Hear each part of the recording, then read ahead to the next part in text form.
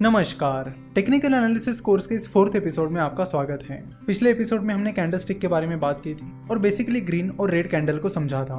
आज हम वहां से आगे बढ़ेंगे। तो किसी भी कैंडल की जो बॉडी होती है वो बहुत इंपॉर्टेंट होती है। बॉडी से हमें दो चीजें पता चलती है, उस दिन की या उस पीरियड की ओपनिंग प्राइस और उस दिन की या उस पीरियड की क्लोजिंग प्राइस। और बॉडी के कलर से हमें पता चलता है कि वो बुलिश कैंडल है या बियरिश कैंडल है। तो कैंडल स्टिक टेक्निकल एनालिसिस के लिए बहुत ही ज़्यादा इंपॉर्टेंट है, क्योंकि बस एक कैंडल को देखकर आपको बहुत सारी चीज़ें पता चल जाती हैं और इजीली आप ट्रेंड के बारे में पता कर पाते हो कि बुलिश ट्रेंड चल रहा है या फिर बियरिश ट्रेंड चल रहा है। शेयर की ओपनिंग प्राइस, क्लोजिंग प्राइस, लो और हाई को चेक करने के लिए आपको उनकी प्राइसेस चेक करने की जरूरत नहीं होती। आप बस कैंडल की मदद से वो सारी इन्फॉर्मेशन हासिल कर सकते हो। सो जिन रेड और ग्रीन कैंडल्स के बारे में हमने बात की, उनके अलावा भी कई सारी अलग अलग शेप्स और स्ट्रक्चर की कैंडल्स होती हैं, जिन्हें वन बाय वन अब हम समझेंगे। और ये कैंडल्स हमें ट्रेडिंग करने के लिए बहुत ज़्यादा इंपॉर्टेंट इन्फॉर्मेशन प्रोवाइड करती है। इन कैंडल्स की मदद से आप पता कर सकते हो कि आपको कब एंट्री लेनी चाहिए, कब एग्जिट लेनी चाहिए और आपका स्टॉप लॉस क्या होना चाहिए। तो सबसे पहली कैंडल ये है। इस तरह के कैंडल्स के बारे में हमने पिछले एपिसोड में ही बात की थी। जो ग्रीन और रेड कैंडल की हमने बात की थी, उसका भी स्ट्रक्चर ऐसा ही था।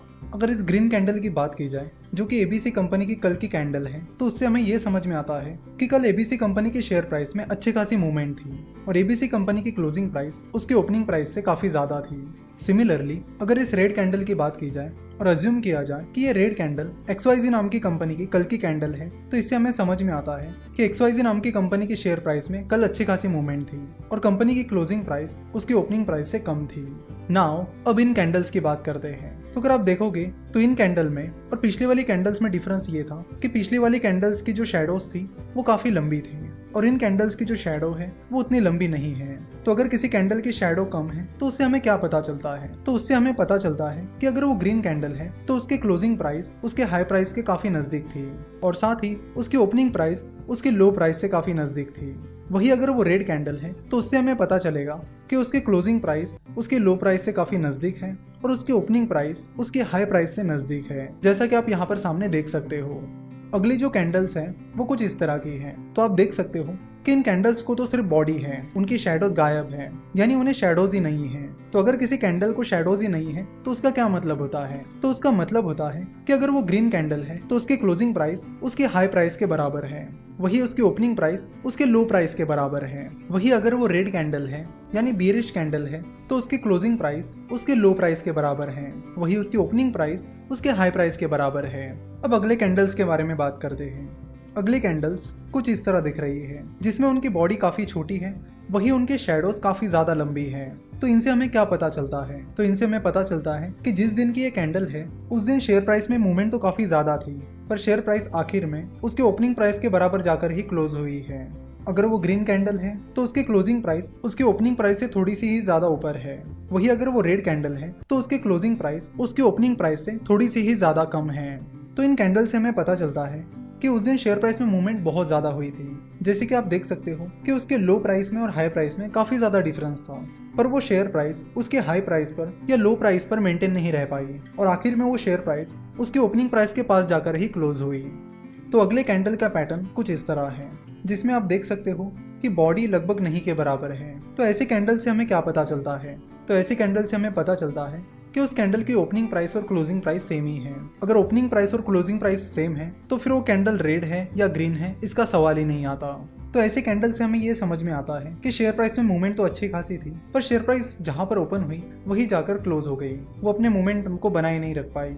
उसके बाद कुछ कैंडल इस तरह की होती है जिनमें लोअर शैडो ही नहीं होती।